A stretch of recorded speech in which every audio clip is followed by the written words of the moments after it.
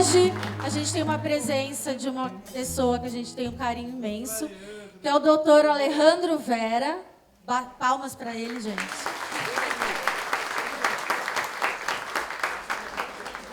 Seja bem-vindo, a casa é sua. Semana passada eu fiz uma palestra com o tema Sim, eu tenho depressão, e daí? Então a gente falou um pouco disso. O Dr. Alejandro é psiquiatra e a gente até pediu que ele falasse, né, sobre saúde mental de uma visão científica, não só religiosa. E ele fala muito bem sobre isso, então eu tenho certeza que vocês vão adorar.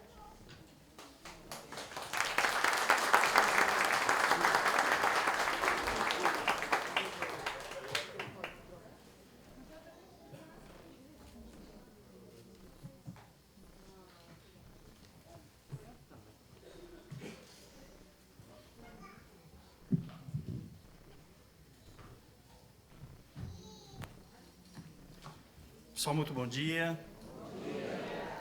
Sejam bem-vindos. Primeiramente, quero agradecer o convite que me foi feito para falar sobre um tema que nos é tão importante a cada um de nós, que é em prevenção e saúde mental. Então, agradeço a Newton, a Rafaela, a Samadi. Samadi me disse que tenho 3 horas para falar do tema, é isso? 4. Maravilha. Não, né? Mas vamos lá. É um tema fundamental para todos nós e que agradeço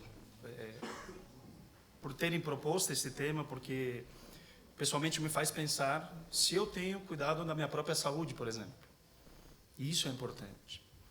Que cada um de nós possa refletir a respeito do seu próprio estado, em termos psíquicos, mentais, emocionais, e refletindo o que é saúde, o que é doença, que prevenção é essa que nós devemos fazer no nosso dia a dia, no sentido de que possamos alcançar aquilo que Emmanuel conceitua como saúde, que é a perfeita harmonia da alma. Se ele conceitua a saúde como perfeita harmonia da alma, significa que estamos todos doentes? Não necessariamente. Ele coloca dentro de um contexto que a saúde é uma conquista do espírito ao longo do tempo e que é algo progressivo. E que a harmonia da alma, uma vez alcançada, reflete a saúde do ser espiritual na sua complexidade.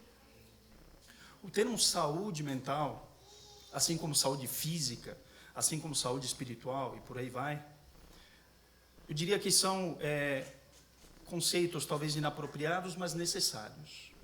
Inapropriados por quê? Porque não existe somente a saúde mental, não existe somente a saúde física, somente a saúde espiritual. Nós somos de uma complexidade gigantesca numa relação intrínseca entre espírito e corpo físico. E essa divisão, ela é meramente didática, para que nós possamos entender que aspectos estão relacionados ao nosso universo psíquico, ao nosso universo mental, a sua relação com as emoções, a relação com o corpo físico, portanto falamos em saúde física. Mas uma vez encarnados dentro dessa relação intrínseca, que existe entre o espírito e o corpo físico, existe uma continuidade. O corpo físico é um turbilhão energético materializado, que vai respondendo ao quê? Aquilo que se passa na essência do ser. Aquilo que se passa no atributo do ser, que é a sua mente. Mas o que é mente? Será que a ciência nos responde? Ainda não. A ciência tem engatinhado no sentido de entender se a mente, se a consciência é fruto de uma produção do cérebro físico, orgânico, ou se o cérebro é instrumento de manifestação da mente. Diríamos que até uns 30 anos atrás era um dogma, não se discutia. A mente é produto cerebral, ponto. Ou seja, é aquilo que eles chamam de epifenômeno cerebral. Hoje já não. Hoje tem se levantado a hipótese de que talvez a consciência ela sobreviva à morte do corpo físico. E, portanto, sobrevivendo à morte do corpo físico, ela não seria um produto da mente. E, portanto, ou melhor, do cérebro. E, portanto, o cérebro seria esse instrumento da mente. Emmanuel, no livro Pensamento e Vida, no seu capítulo 1, de uma forma poética, ele nos coloca que a mente é o espelho da vida em toda parte. E o coração seria a sua face. ou seja, numa relação íntima que existe entre os aspectos mentais, e vamos lembrar da cognição, ou seja, do pensamento, de concentração, de atenção, e o coração simbolicamente como sendo a representatividade de nosso universo emocional. Então existe essa relação íntima entre o que é emoção e o que é pensamento.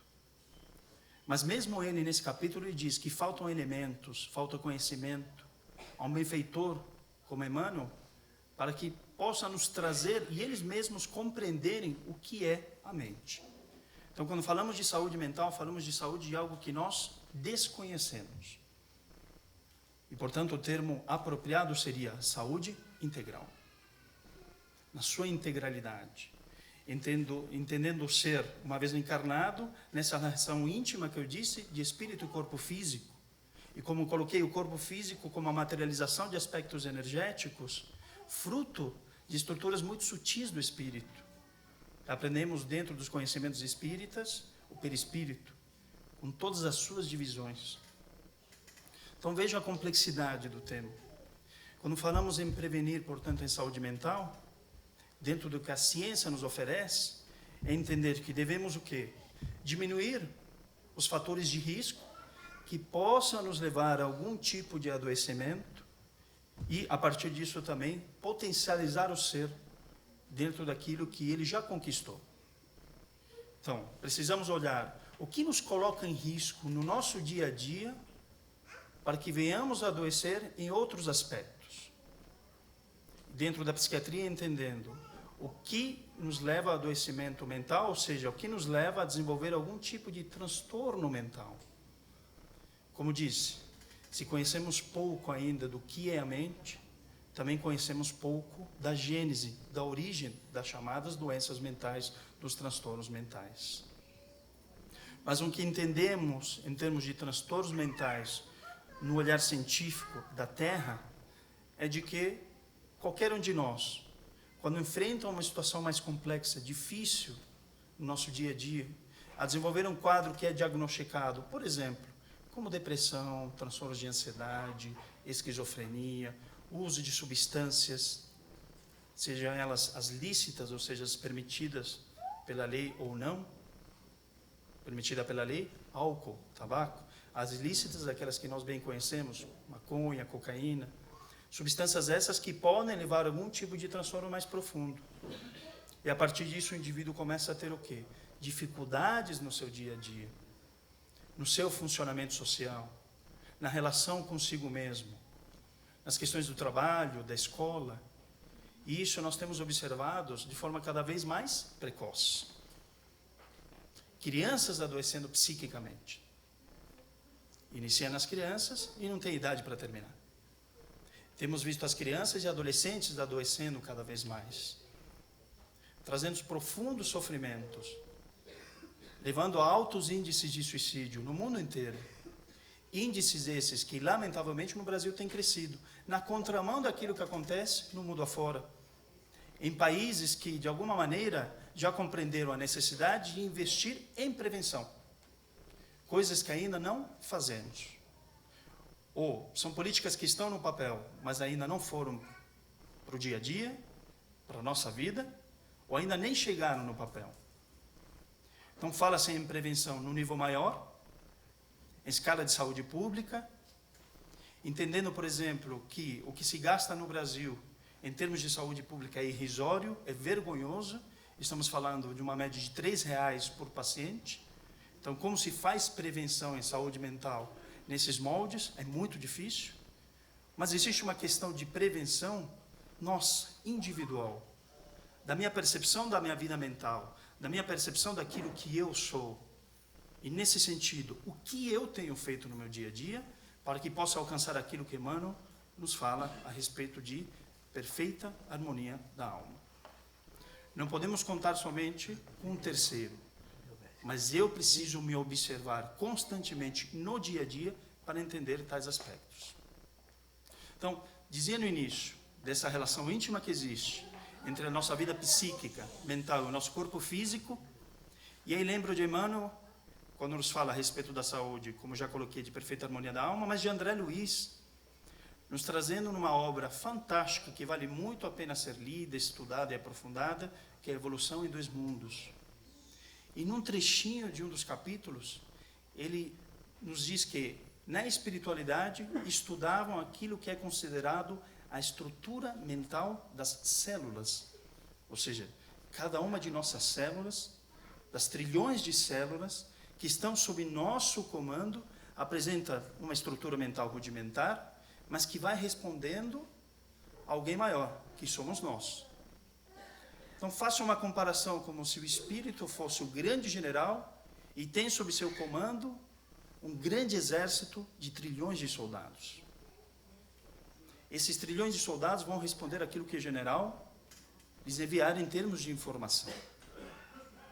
Se existir algum tipo de ruído, alguma dificuldade nessa comunicação, obviamente que os soldados vão se ressentir, porque eles vão captar outro tipo de informação dessa vida psíquica, emocional.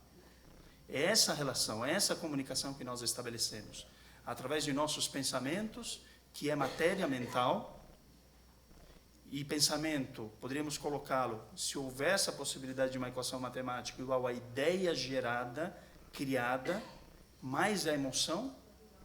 Portanto, é óbvio que não existe pensamento sem ideia e sem emoção.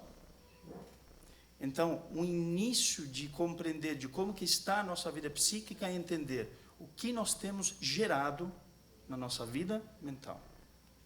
Que ideias têm sido criadas. E elas têm sido permeadas por quais emoções?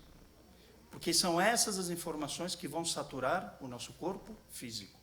São essas informações que vão alcançar cada uma de nossas células. Portanto, se eu tenho ideias e emoções que estão alinhadas com o alto, que estão alinhadas com a nossa consciência profunda, e aí lembro de Kardec quando questiona a respeito das leis morais, onde elas estariam escritas, e os espíritos respondem, em vossa consciência. Portanto, se estamos alinhados com a nossa consciência profunda, estamos alinhados com as leis morais, com as leis universais. Se estamos alinhados com as leis universais, estamos alinhados com as leis divinas. E estando alinhado com as leis divinas, as ideias que são geradas e as emoções que são emitidas são de ordem divina. Portanto, nós somos o quê? Seres divinos. Somos deuses em potencial. E essa informação, ela satura o nosso corpo físico, criando ao nosso redor uma esfera vibracional que vai o quê? Saturando todos aqueles que igualmente fazem parte de nosso convívio. Em especial dentro de onde? De nossos lares. E vamos ampliando esse conceito de saúde integral, compreendendo de que, como nos coloca Emmanuel ainda, a evolução ela é coletiva. Não existe evolução que não seja no conjunto, mas o esforço é individual. Esse esforço depende de cada um de nós. Então, estar alinhado a esses aspectos é entender de que precisamos nos conhecer, como nos orientava Santo Agostinho, ao final de cada dia, ao deitar, entender o que eu fiz durante essas horas em que eu estive acordado, de que maneira eu me relacionei comigo mesmo, de que forma eu me relacionei com o outro, que ideias eu fui gerando, que emoções que eu fui me permitindo. Esse é um passo para a prevenção. Prevenção para que não se instale nenhum tipo de perturbação maior em termos mentais, e esse tipo de perturbação venha no futuro a se concretizar, a se materializar em algum tipo de transtorno. Mas se a doença estiver instalada, fala-se em prevenção? Também se fala em prevenção. E é o que a ciência divide em termos de prevenção primária, secundária e terciária, dentro de uma ideia um pouco mais antiga. Como disse, prevenção primária, evitar com que em algum momento lá na frente nós tenhamos algum tipo de adoecimento. Prevenção secundária, se nós estamos prestes a esse adoecimento mais profundo, também é possível atuar de uma maneira com que eu retarde essa instalação. E prevenção terciária, Nós estamos adoecidos de forma mais profunda e precisamos agir para que não haja o quê? Piora dessa doença. Mas a ampliação do olhar que o Espiritismo nos permite, nos traz ideias das diferentes funções que a doença também ocupa, ou desempenha na nossa vida. Porque quando alguém nasce com algum tipo de patologia, quando alguém nasce com alterações genéticas já instaladas, eu só consigo ter um olhar para que essas situações em termos reencarnatórios, entender qual a função da doença para aquele ser, qual a função da dor para aquele indivíduo, qual a função do sofrimento, qual o sentido que nós vamos dar para a nossa existência quando enfrento dificuldades muito profundas no meu dia a dia. Dar sentido à existência talvez seja nosso grande desafio, em termos individuais e coletivos. Nós estamos caminhando na direção de onde, para quê e por quê. E o que temos feito para que possamos ser instrumentos de transformação do mundo e de nós mesmos. O Espiritismo nos permite esse olhar, nos permite com que nós consigamos olhar para a doença também como um caminho da cura do ser, na sua essência. Então, num primeiro momento, a doença ela reflete o estado vibracional do espírito, o seu grau de perturbação psíquico, emocional, mas num segundo momento, a doença já se transforma no quê? No nosso meio de salvação, no nosso meio de cura. Portanto, a doença não se combate. Nós andamos juntos, lado a lado com ela. Porque quando eu combato a doença, eu combato a mim mesmo. Eu combato aquilo que de alguma forma é produto de mim mesmo, mas que nesse segundo momento eu devo utilizá-la ao meu favor. Porque ela vai refletir a dor e o sofrimento do ser na sua essência. E a dor é lei de equilíbrio e de educação, como nos diz Leon Denis. A dor nos auxilia para que nós possamos ir pelo caminho do meio, para que possamos compreender de que devemos educar a nós mesmos na intimidade, que devemos educar aquilo que estamos gerando em termos de ideia, e voltamos à questão do pensamento, e educar o nosso universo emocional, sentimental, para que demos esse passo atrás, para que possamos compreender de que a dor nos auxilia. E como diz Clarencio no livro Entre a Terra e o Céu, no diálogo dele com André Luiz, depois de Deus, a dor, a maior força transformadora do ser. Então, por que lutamos contra a dor? Por que vamos em encontro, nos degladiando com a dor? E aí lembramos de Jesus na estrada de Damasco, nesse encontro com Paulo, e ele questiona: por que recalcitras contra os aguilhões? Por que vais de encontro contra o aguilhão? Que é o quê? É uma ponta de ferro, uma lança. E Paulo, naquele momento, naqueles conflitos profundos, ele não percebia que o aguilhão estava o quê? Deslocando-o para o caminho do meio. E o que nós fazemos no nosso dia a dia? Nós enfrentamos, nós lutamos, nos degladiamos, querendo o quê? Querendo eliminar a dor, querendo eliminar aquilo que por vezes é o caminho do quê? Da nossa transformação. E não compreendemos que a dor naquele momento ele tem essa função de regeneração. O que devemos eliminar, ou melhor, transformar, é o desespero que por vezes temos na maneira como nos relacionamos com a dor, com o sofrimento ou com o adoecimento. Então, um dos passos, compreendendo a necessidade de prevenir em aspectos terciários da prevenção, uma vez que as coisas já estejam instaladas, as doenças, sejam elas de ordem física, emocional, mental, o que seja, é aceitar. Aceitar que estamos num momento de dificuldade. Mas aceitar ou se resignar não é estar passivo perante a situação. Muito pelo contrário. O aceitar nos leva a essa compreensão mais profunda, mas ao mesmo tempo nos desperta para que possamos o quê? Andar lado a lado com aquela dor, com aquele adoecimento e entender que função ela tem na minha vida, na minha existência. Esse olhar mais profundo do que é a doença, esse o Espiritismo nos proporciona. Entender que somos seres integrais numa relação íntima entre espírito e corpo físico, nos faz igualmente compreender que a prevenção deve ser a prevenção da saúde integral. Nos faz compreender que a doença em si é o caminho da cura nesse segundo momento. Que se num primeiro momento ela é reflexo da perturbação do ser espiritual, dos seus aspectos psíquicos, emocionais, nesse segundo momento ela será a nossa grande chave para abrirmos a porta da transformação e continuarmos a nossa jornada. O que não podemos é terceirizar as questões relativas ao processo do adoecer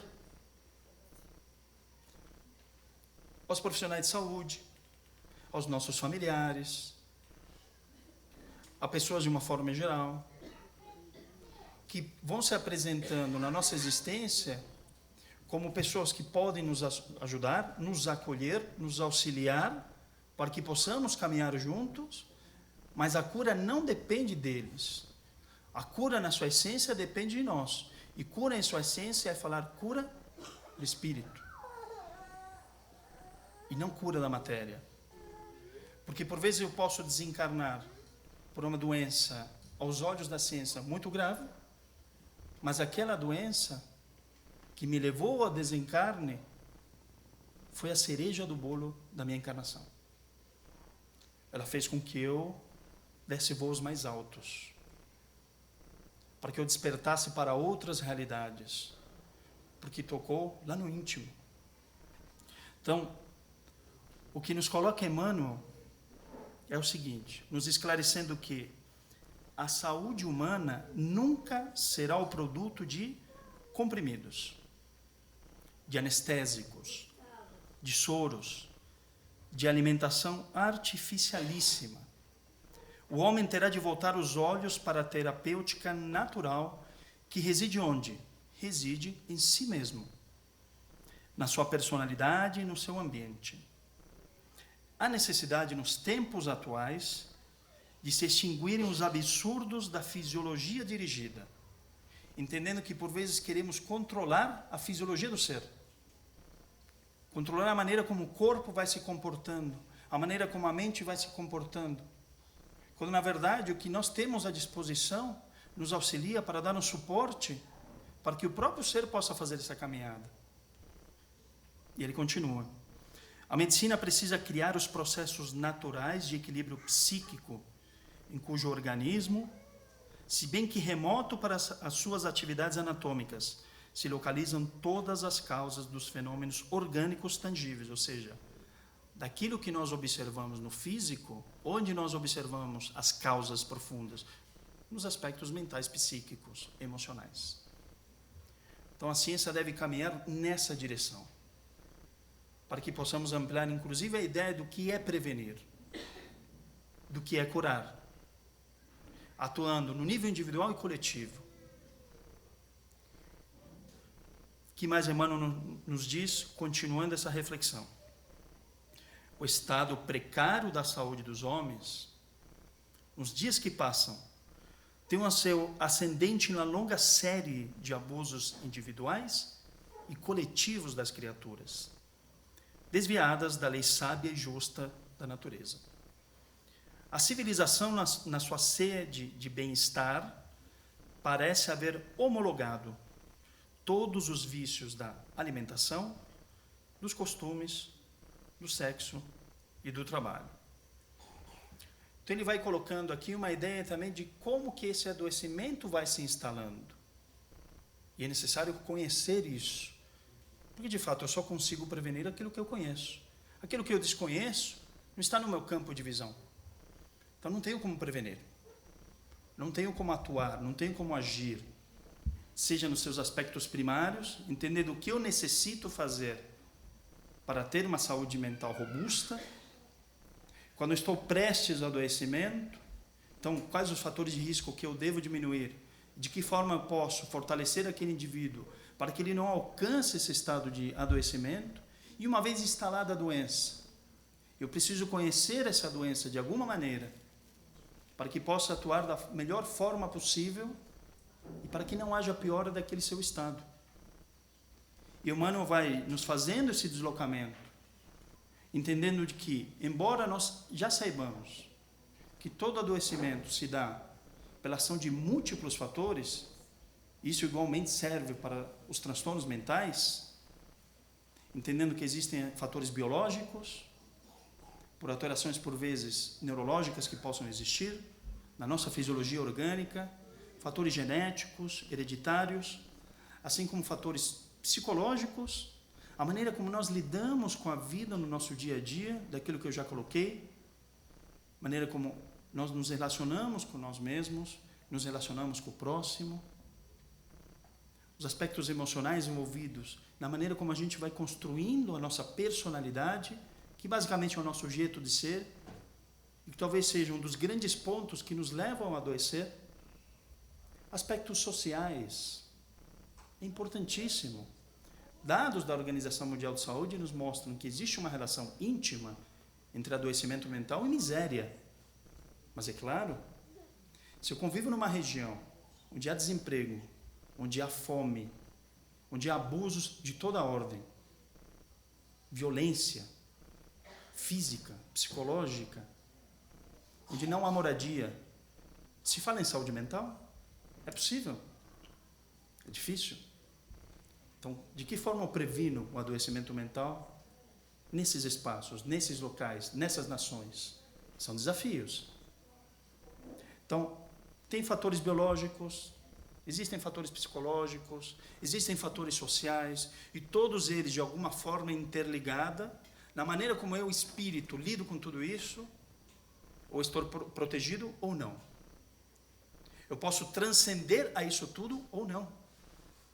E o transcender a isso tudo é de meia dúzia de espíritos.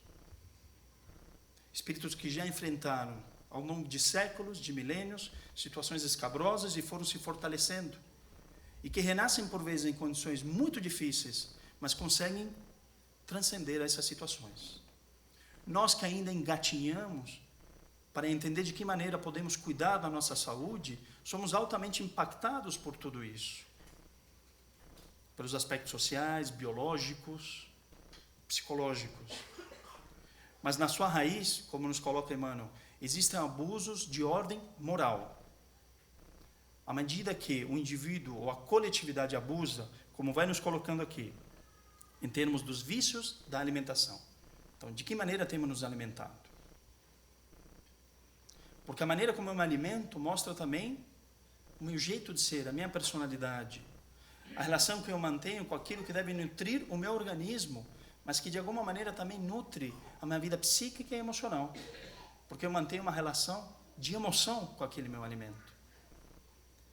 A questão do quê? Dos costumes, a maneira como temos nos comportado, o que temos valorizado, a questão do trabalho. Trabalhar é importantíssimo, mas trabalho é toda atividade útil. Ela não se restringe à atividade remunerada. Isso daqui é um grande trabalho. Isso daqui é um enorme trabalho.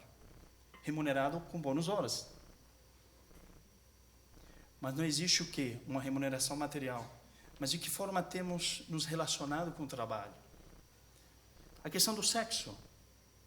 Que Emmanuel, em uma das suas obras, nos coloca que grandes nações já entraram em guerra por não terem trabalhado bem a questão da sexualidade, como uma das energias que transforma.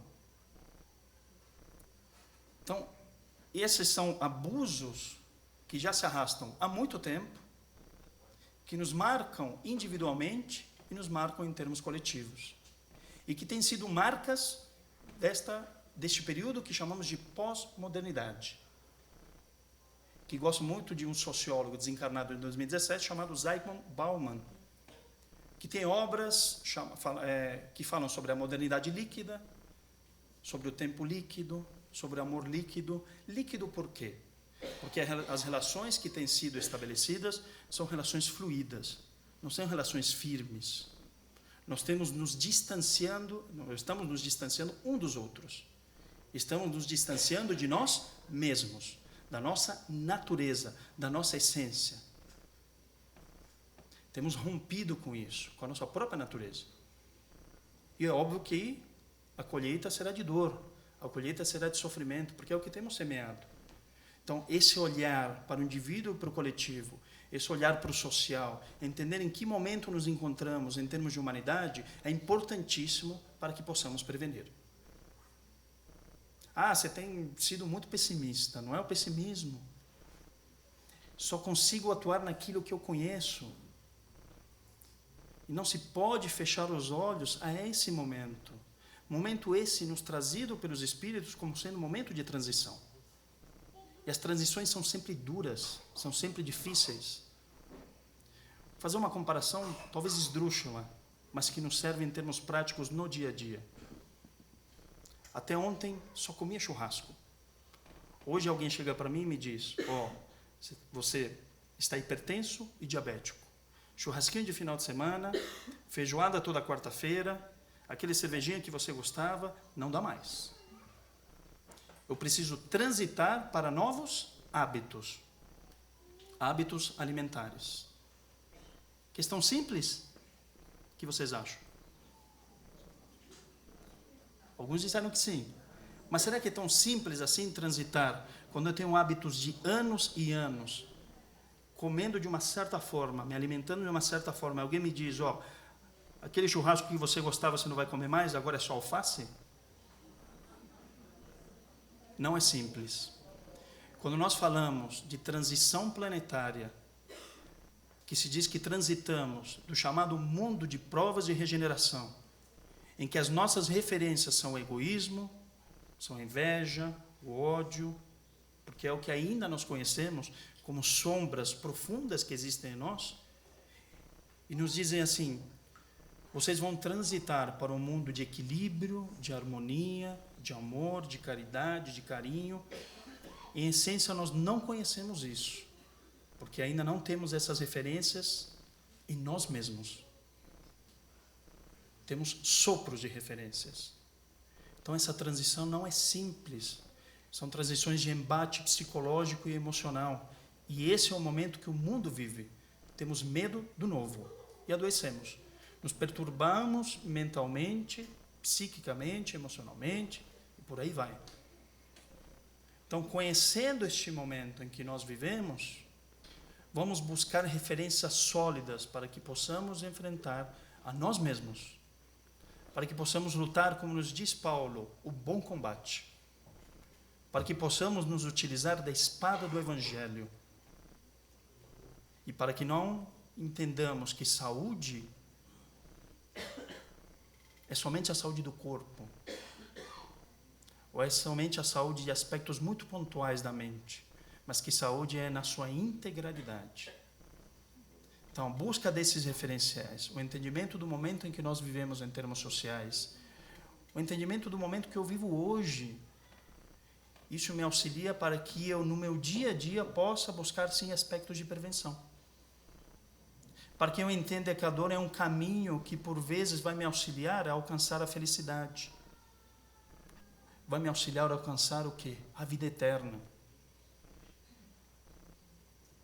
Então é isso que Emmanuel de alguma maneira vai nos colocando, nos trazendo olhar em relação aos momentos difíceis que vivenciamos, entendendo que o homem tem abusado de todas as formas e não tem buscado se reconectar consigo mesmo, que é se reconectar com Deus que habita em nós mesmos. E no capítulo denominado Saúde de Pensamento e Vida, ele nos traz uma lição magistral, que é mais ou menos um resumão disso que eu vinha falando aqui, esse poder de síntese que Emmanuel tem, abrindo os nossos olhos para que a gente possa compreender que caminhos que eu posso seguir para alcançar o que eu necessito. Nos diz, a saúde é assim como a posição de uma residência que denuncia as condições do morador, ou de um instrumento que reproduz em si o zelo ou a desídia das mãos que o manejam. pensando a saúde como essa residência, e que o morador somos nós, em essência, de que maneira temos manejado isso? De que maneira temos cuidado do nosso lar? Ele vai refletir o cuidado ou a desídia, como nos diz aqui, a falta de cuidado com essa residência. A falta cometida opera em nossa mente um estado de perturbação, ao qual não se reúnem simplesmente as forças desvairadas de nosso arrependimento, mas também as ondas de pesar e acusação da vítima e de quantos se lhe associam ao sentimento, instaurando desarmonias de vastas proporções nos centros da alma, a percutirem sobre a nossa própria instrumentação. Então ele vai falando das faltas cometidas que impactam, perturbam a nossa mente. Daquilo que dizia no início, da necessidade de olhar para nós mesmos e entender o que eu tenho criado, que ideias são essas geradas, que emoções são essas emitidas. Será que estou ou não alinhado com a minha consciência, com as leis divinas, as leis morais? Toda e qualquer falta, de alguma maneira, por desalinho com a minha própria consciência, me perturba. Perturba a minha mente. Nós sabemos quando nos equivocamos. Não precisamos de ninguém apontar o nosso erro. E quando queremos negar esse equívoco, a perturbação aumenta. Vai aumentando. E a negação constante desses equívocos ao longo de nossa vida nos distancia cada vez mais dessa consciência, nos aproximando cada vez mais do adoecimento. Então é isso que Emmanuel vai nos colocando nesta frase,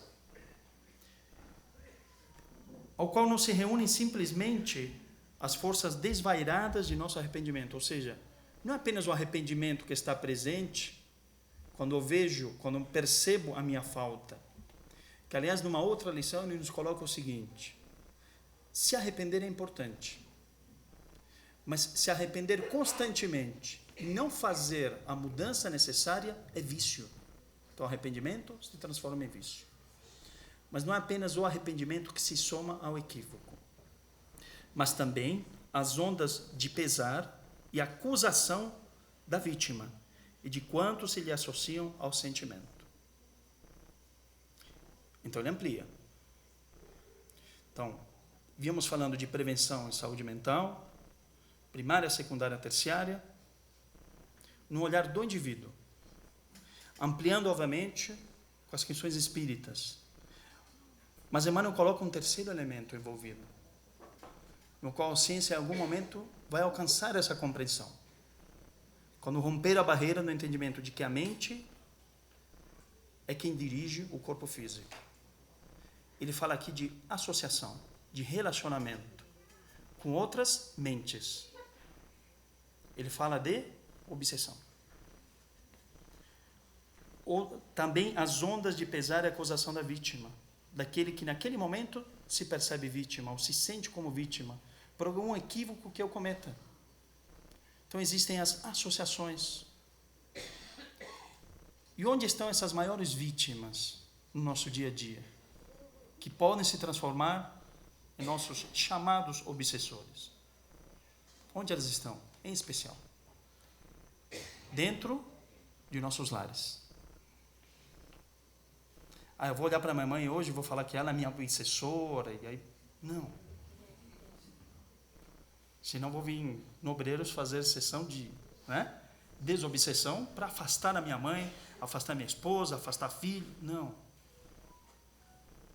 A família, o lar, é o espaço onde vão se agregando esses espíritos para que demos os passos iniciais do perdão, da harmonia, da caridade, da compreensão, os passos iniciais.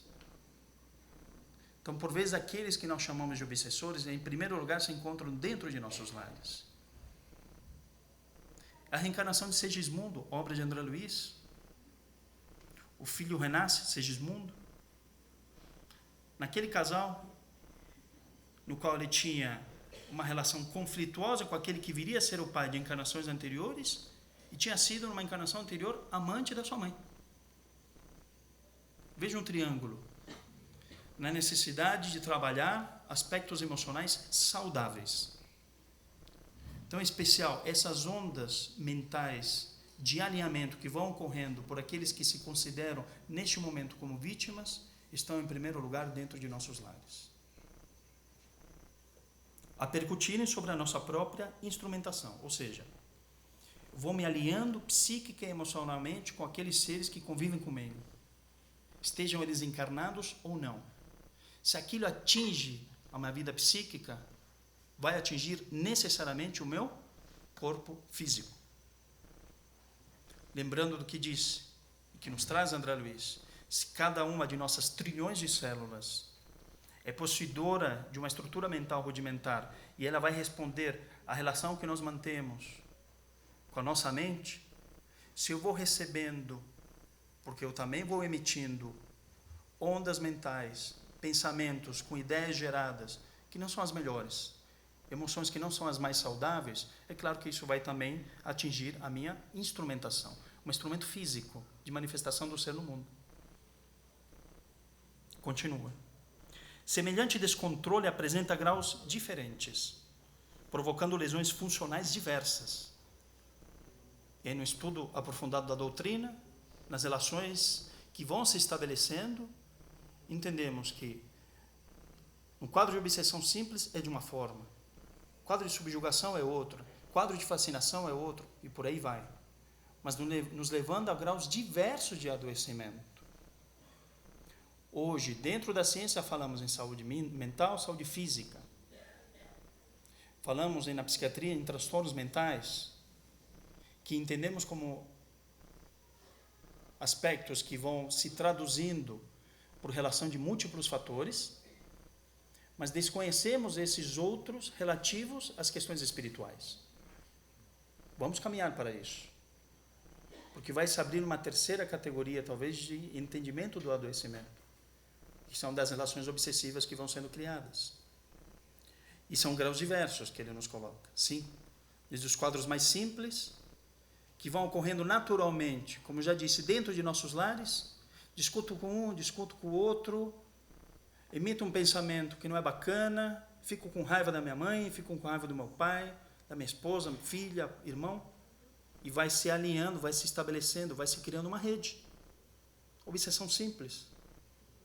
Isso vai impactar a minha saúde mental e a minha saúde física. A cólera e o desespero, a crueldade e a intemperança criam zonas mórbidas de natureza particular no cosmo orgânico, impondo às células a distonia pela qual se anulam quase todos os recursos de defesa, abrindo-se leira fértil à cultura de micróbios patogênicos nos órgãos menos habilitados à resistência. A cólera e o desespero, a crueldade e a intemperança. Evangelho segundo o Espiritismo, Samuel Hahnemann, pai da homeopatia. Existe um capítulo falando sobre a cólera como causa de adoecimento. Cólera, desespero, crueldade, intemperança. E aí vamos. Raiva, inveja, por aí vai. Mais uma vez, essa relação íntima que vai sendo criada com os aspectos profundos do ser espiritual e com a sua instrumentação física, orgânica. São essas informações que eu vou enviando. Então eu rompo com as defesas. E é claro, ele diz dos micróbios patogênicos. Vai nos dizendo aqui de bactérias, de vírus. Vão encontrando o quê? Campo fértil. As defesas diminuíram. Então a doença se instala. É assim que muitas vezes a tuberculose e o câncer, a lepra e as úlceras aparecem como fenômenos secundários, residindo a causa primária no desequilíbrio dos reflexos da vida interior.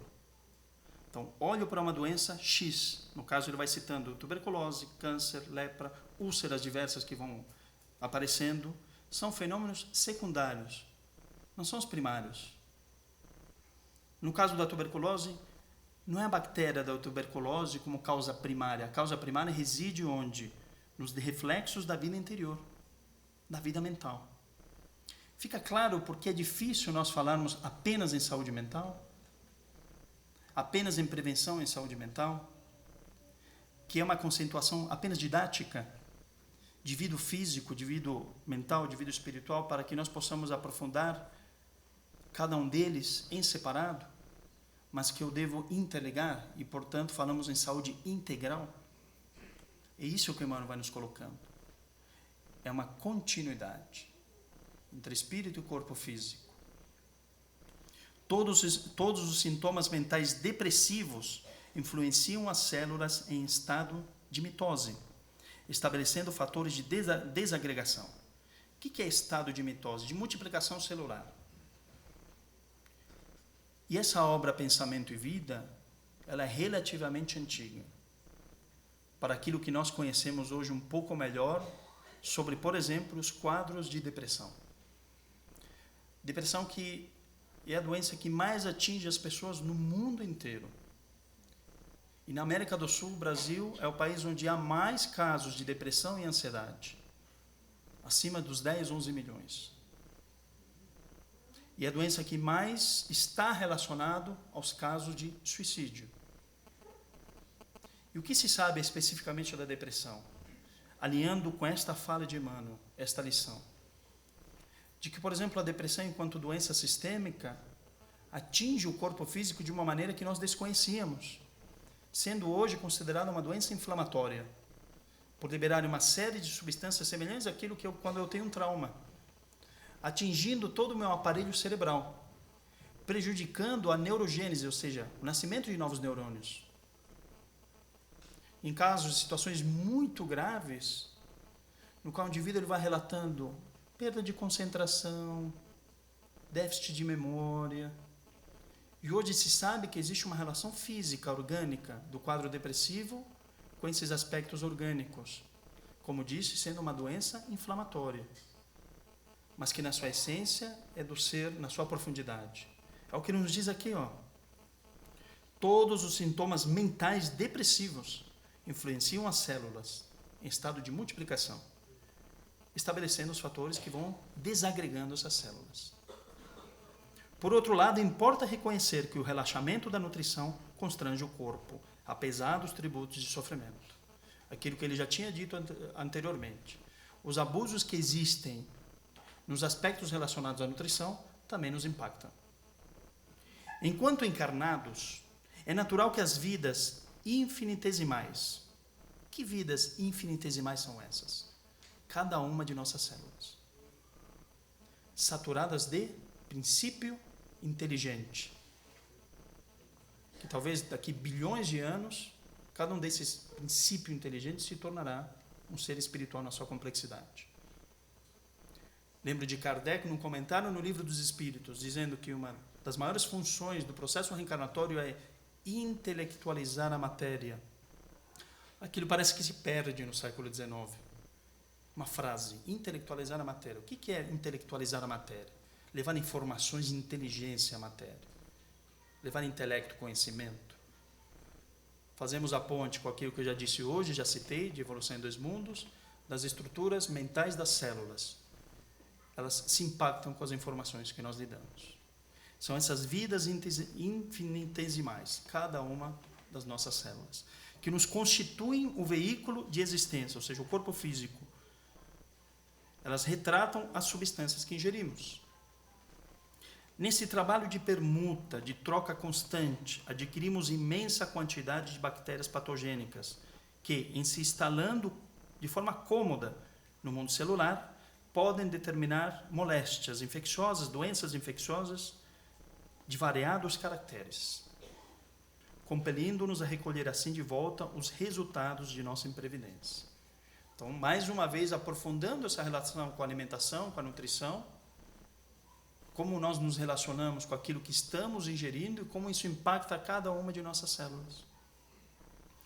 Mas não é somente aí, no domínio das causas visíveis. Aquilo que eu vejo enquanto ser encarnado é o corpo físico. E por vezes é o que nos importamos, porque é o corpo físico que se originam os processos patológicos multiformes. Nossas emoções doentias mais profundas quaisquer que sejam, geram estados de enfermidade. Estou entrando agora nos aspectos do dito adoecimento mental. Os reflexos dos sentimentos menos dignos que alimentamos voltam-se sobre nós mesmos. Isso é punição? Não, é física. São as leis. O primeiro ser que é impactado por aquilo que emite é o próprio emissor. Eu emito, vou criando ao meu redor uma esfera psíquica, vibracional, das ideias e das emoções geradas, e é claro que eu vou me impactar com esses sentimentos menos dignos que ele coloca aqui. Portanto, vão se voltando sobre nós mesmos, depois de convertidos em ondas mentais, tumultuando o serviço das células nervosas. Vão tumultuar o nosso cérebro, cada um de nossos neurônios, que instalados na pele, em todos os lugares temos neurônios, nas vísceras, na medula e no tronco cerebral, desempenham as mais avançadas funções técnicas. Acentue-se ainda que esses reflexos menos felizes, em se derramando sobre o córtex encefálico, sobre toda a nossa estrutura cerebral, vão produzindo alucinações que podem variar de fobia oculta, de medos ocultos, a uma loucura manifesta, pelas quais os reflexos daqueles companheiros encarnados ou desencarnados, que se nos conjugam ao modo de proceder e de ser, nos atingem com sugestões destruidoras, diretas ou indiretas, conduzindo-nos a deploráveis fenômenos de alienação mental. Na obsessão comum, ainda mesmo quando no jogo das aparências possamos aparecer como pessoas espiritualmente sadias. Então, por vezes, num primeiro olhar, estou sadio, porque o que eu estou vendo é o corpo físico, na sua aparência, como reflexo, de alguma maneira, de estruturas sutis da relação espírito-corpo físico, mas eu não consigo enxergar na essência do ser. E se eu não me permito a isso, não entendo o adoecimento que por vezes se passa em cada um de nós. E aí relembro mais uma vez Clarencio, em nosso lar, num diálogo com André Luiz, quando ele diz: o médico ele não pode estacionar em diagnósticos e terminologias, ele não pode parar no diagnóstico.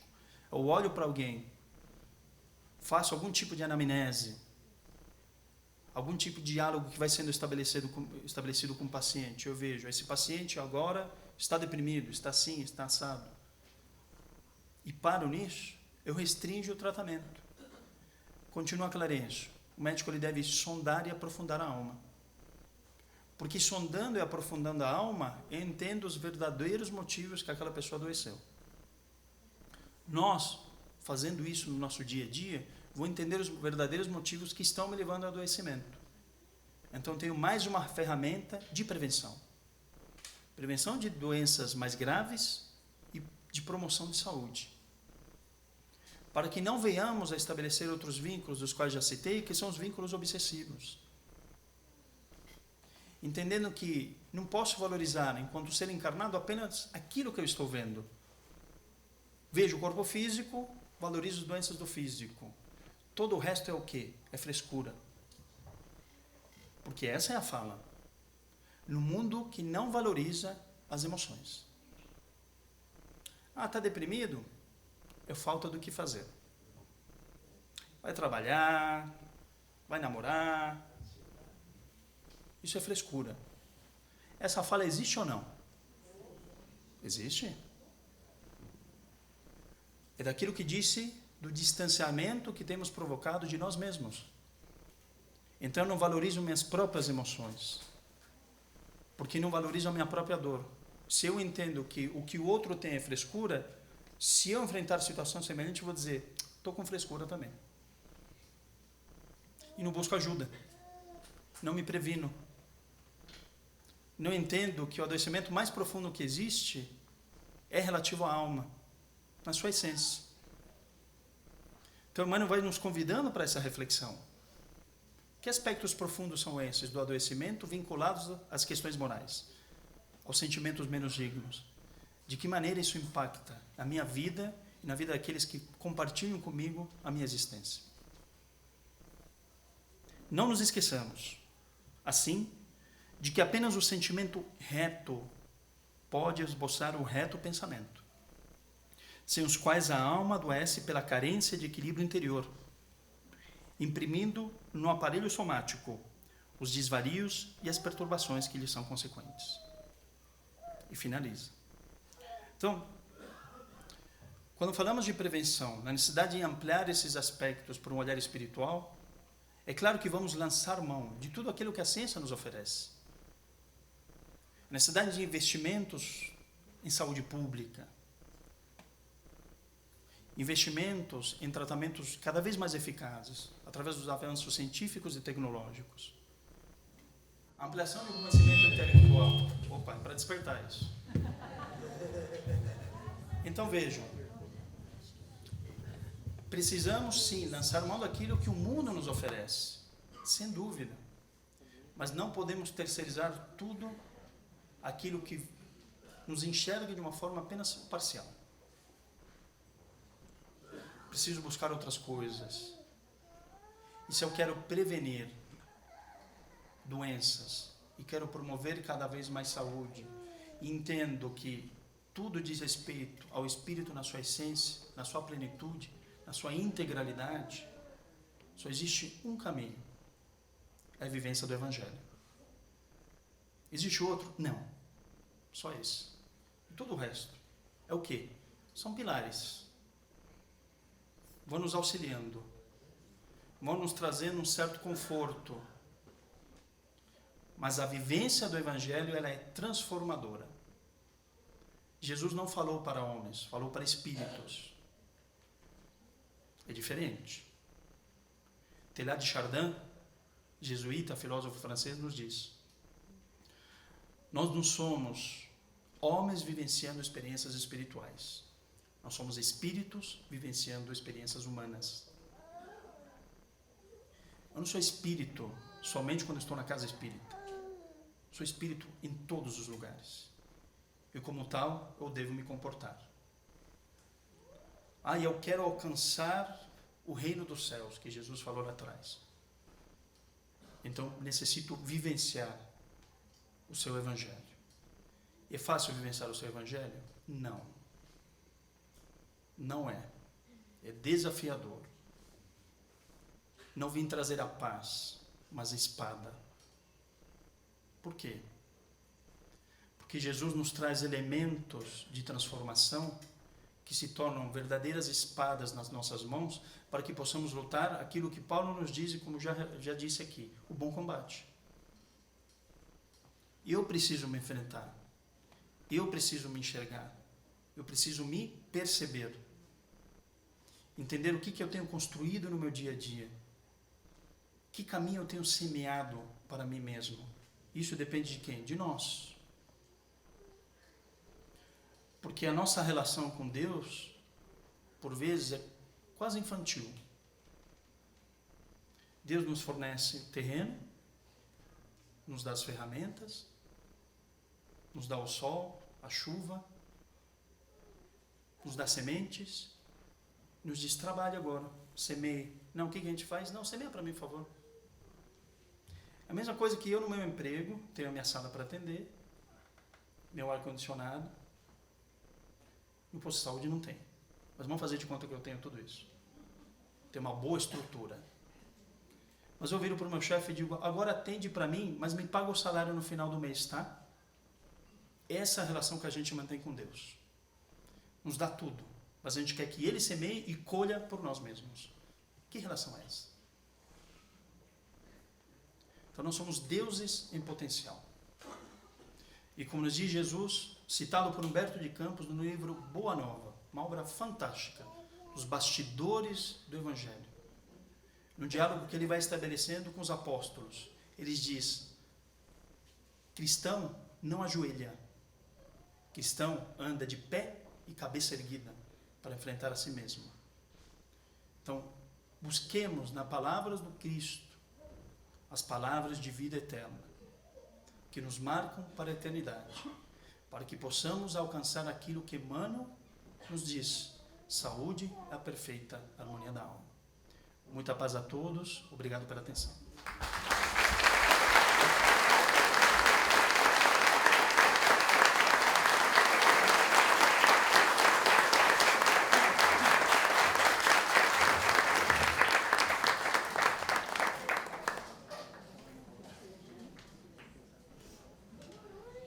Puxa vida, quanta informação, hein?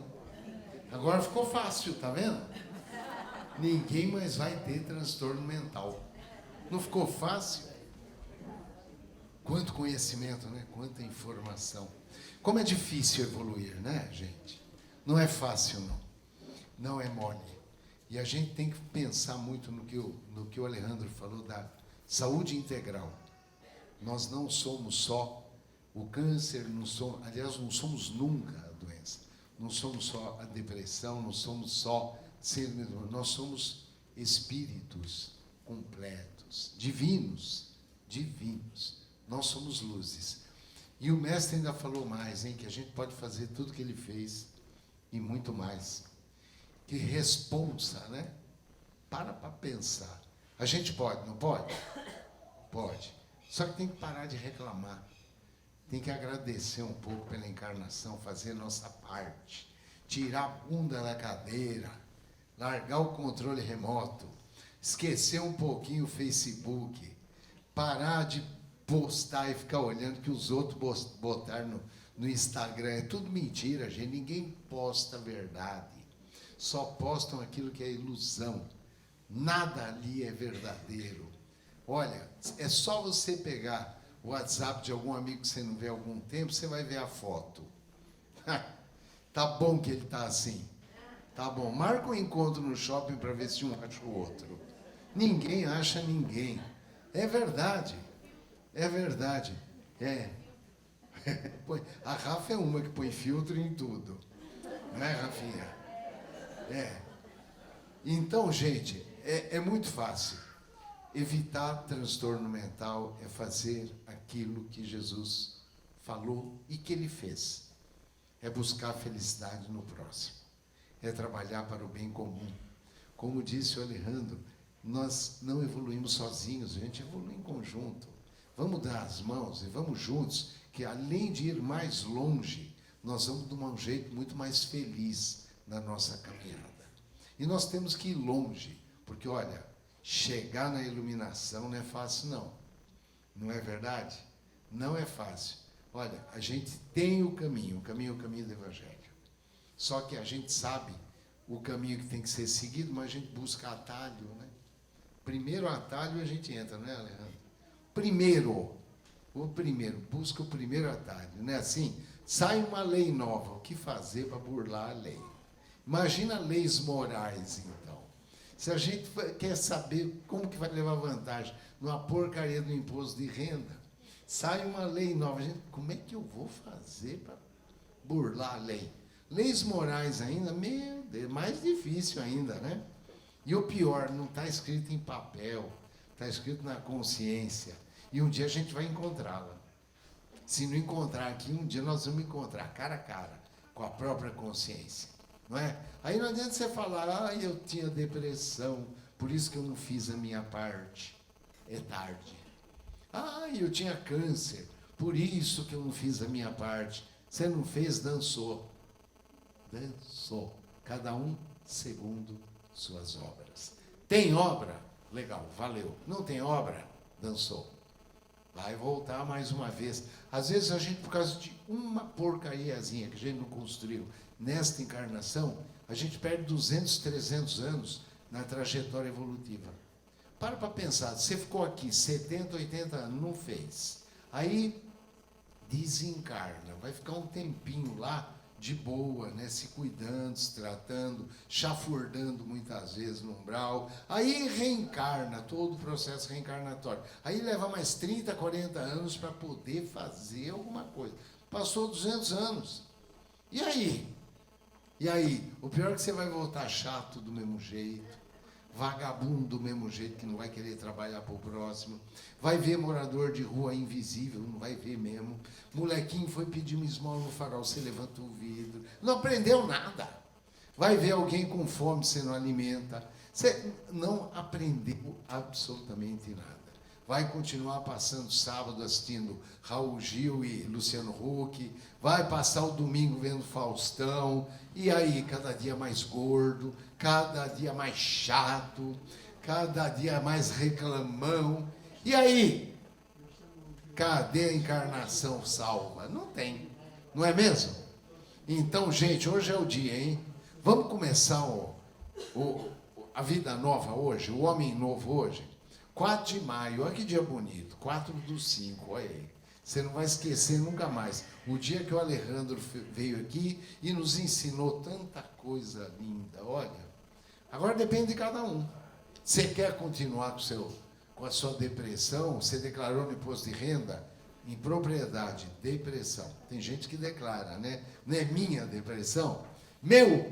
A minha síndrome de pânico, o meu lúpus, o meu câncer, está lá, no imposto de renda. Continua declarando, ano que vem está lá, ó, bem feito. Bem feito, e eu vou dar risada. Vou mesmo. É bem feito, porque Deus não faz nada mal feito. Se Ele fez com que isso acontecesse, é para o teu bem. Vamos acordar, vamos despertar e vamos trabalhar. Tá bom? Chega de reclamar, expressar gratidão pela encarnação. É trabalhar na obra do Mestre. Certo? Todo mundo entendeu? Olha, eu e o Alejandro, eu estou te pondo no meio. Nós vamos rogar uma praga que se você não levantar a bunda da cadeira e não começar a trabalhar para Jesus, semana que vem, vamos marcar uma data, dia 10, tá? Vai nascer um furúnculo de cada lado do seu bundão. Você nunca mais vai ficar sentado. Vai trabalhar para Jesus. Tá vendo? Porque se não é por amor, é pela dor. E sabe um furúnculo assim, gordo, ó? Um de cada ladinho. Quero ver você perder tempo assistindo Raul Gil. Vai nada, não vai ficar sentado. Aí você vai com a gente entregar a cesta básica. A Rafa não falou do voluntariado que tem que aumentar? A gente conta com você e seus furúnculos. Beleza? Olha, que praga de centro espírita pega. Não pega? Não vamos desejar obsessor, não. Furúnculo. Tá bom? Então, agora, obrigado, Alejandro. Como sempre, maravilhoso. Como diz a Rafa, suas palestras são encantadoras. Não é, Rafa? A Rafa sempre usa este termo. Não é? Encantadora. Então, vamos agora fechar os nossos olhos. E vamos agradecer, primeiramente, a quem nos trouxe a lei. A ele, ao grande Moisés, pois foi ele o responsável pela Torá. Ele que nos trouxe os 10 mandamentos, lá do Monte Sinai, ao mundo. Vamos agradecer a Sócrates, conhece-te a ti mesmo. Mas vamos agradecer também a Platão, a Aristóteles, e por que não a Hipócrates, pai da medicina. Vamos agradecer a Siddhartha Gautama, e tudo aquilo que ele nos trouxe a respeito do sofrimento humano.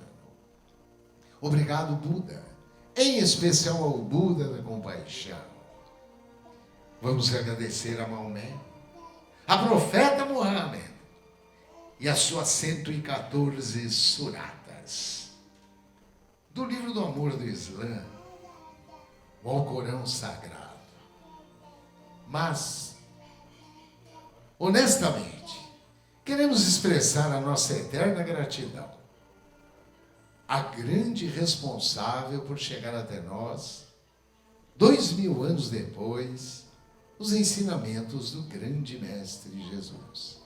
A ela, a Santa Igreja Católica, que tornou isso possível. E assim lembramos de todos os grandes representantes, como Francisco de Assis, Santo Agostinho, Dom Bosco, São João Paulo II, e pelo exemplo de amor ao próximo, a elas, a Madre Teresa de Calcutá, e a nossa mentora querida, a grande razão desta casa existir, Irmã Dulce. Vamos agradecer por esta doutrina que tanto nos conforta e que tanto nos ensina. A quem a codificou? Professor Rivail, conhecido como Allan Kardec. E é o maior dos brasileiros, sem dúvida nenhuma. O grande médium de Jesus. Não só por sua grande obra literária, 508 livros catalogados, psicografados, mas pelo exemplo de humildade. Obrigado, Chico. Obrigado, irmão. E por fim, vamos agradecer ao médico de almas, Lucas, São Lucas, Lucas o Lucano, que, de acordo com alguns autores, reencarnou aqui, lá no Ceará, Brasil, coração do mundo, pátria do Evangelho, com o doutor Adolfo Bezerra de Menezes Cavalcante. E a ele e a toda a sua majestosa equipe é quem nós confiamos os trabalhos de cura desta manhã. E eles nos enviam. E humildemente vamos recebendo aqui esta cascata de luz que cai sobre nós. Uma luz branca, um branco nacarado que toma conta do ambiente e que vai se subdividindo em todas as cores do arco-íris, tornando uma beleza inigualável. É a energia da cura que vai caindo sobre nós. Muita luz. Luz que aos poucos vai sendo reabsorvida pelo chakra coronário, no alto de nossas cabeças, e que vai mudando a nossa forma de pensar, de ver o mundo, e vai limpando a nossa tela mental, higienizando por completo a nossa mente. Luz que equilibra o frontal, que higieniza o chakra laríngeo, humaniza o cardíaco, equilibrando o gástrico, renovando o esplênico, completando a energia de cura, o básico o genésico, e que acende de uma só vez todos os pequenos chakras de nossos corpos sutis.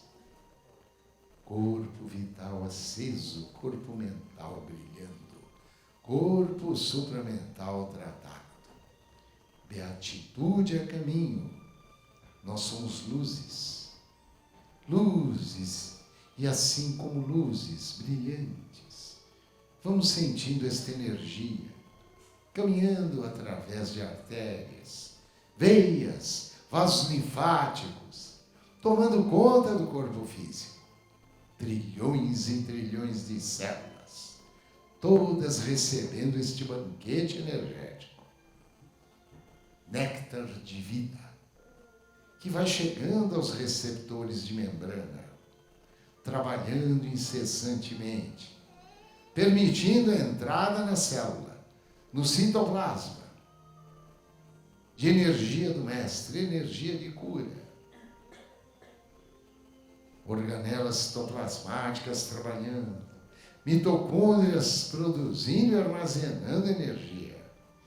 É o núcleo celular se dividindo de uma forma fisiológica, harmônica, rítmica, evitando o crescimento de tumores, de câncer, de metástases. Sim, é a cura. Nós podemos nos curar, ajudar a curar uns aos outros, com foco, força, coragem e, sobretudo, muita fé.